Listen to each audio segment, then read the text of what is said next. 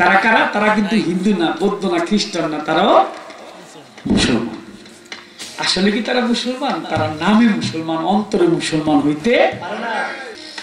আর ঠিক ইমাম হোসেনের কল্লাটা কেটে পবিত্র দাড়ি মুবারকের মধ্যে ধরে তারপর নিয়ে গেলেন সে এজিদের দামিশকের শহরে। এজিদ সেখানে বসে আছে। কল্লাটা যখন নিয়ে গেলেন,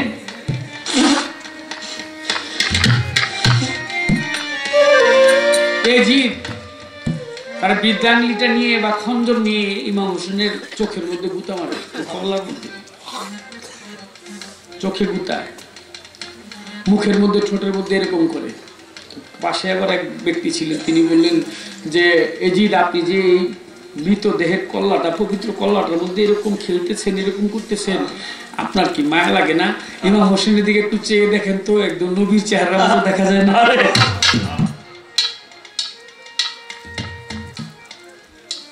এজিদ আপনি কি চিনতে পারেননি? কি নবীকে দেখতে যেরকম ইমাম হোসেনকে দেখতে সেরকমই দেখা গেছে।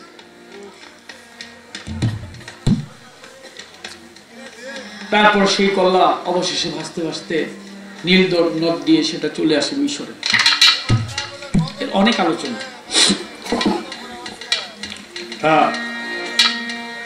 এই হচ্ছে ইসলামের ইতিহাস। আরো ব্যথিত, আরো ব্যথা। তারা অবশ্যই বেলায়েত প্রাপ্ত হয়েছিলেন। তারা যদি থাকতো তাহলে তো এই যে বর্তমান যে বিশ্বের অবস্থা, এরকম হইতো না।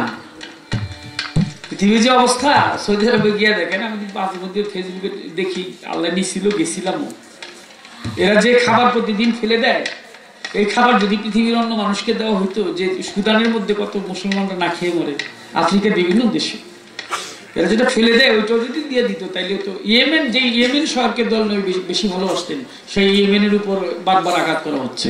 যে ইয়েমেন শহরে আশেকে রাসূল হযরত ওয়াইস কর্ণী, যিনি দয়াল নবীর একেবারে কাছের, যে ভালোবাসতেন, না দেখে যে যার সাথে প্রেম করা হয়েছিল, আমরা তো বলি দেখা দেখির মাঝে প্রেম, আর আশেকে রাসূল হযরত ওয়াইস কর্ণী দয়াল নবীকে চন্দ্র চোখে দেখেই নেই, স্বপ্নে দেখে একদিন পাগল হয়ে গেছে। খারাপ লাগতেছে আপনাদের কাছে মনে হয়? তাহলে জান্নাতুল বাকির যে স্থানটা, একটু ইউটিউবে আপনারা, ফেসবুকে খেয়াল করে দেখবেন, জান্নাতুল বাকিতে মা ফাতেমা বাড়িতে মদিনাতে, এই সার গেছে তো, ওহুদ পাহাড়ের থেকে অল্প একটু দূরেই তো খাতুনের জান্নাত জন্য মা ফাতেমার বাড়ি। ওখানে যারা পর্যটক যায় তাদেরকে দেখায়। ওখানে গেলে আপনারা দেখবেন যে জান্নাতুল যে বাকি, এখানে মা ফাতেমার পবিত্র মাজার শরীফ ছিল, রওজা শরীফ ছিল অনেকগুলি। এগুলো সব বুলডোজার দিয়ে ভাঙ্গা মুসলে সমান করে ফেলছে। তারা কারা? তারা কিন্তু হিন্দু না, বৌদ্ধ না, খ্রিস্টান না, তারাও মুসলমান। আসলে কি তারা মুসলমান? তারা নামে মুসলমান, অন্তরে মুসলমান হইতে পারে না।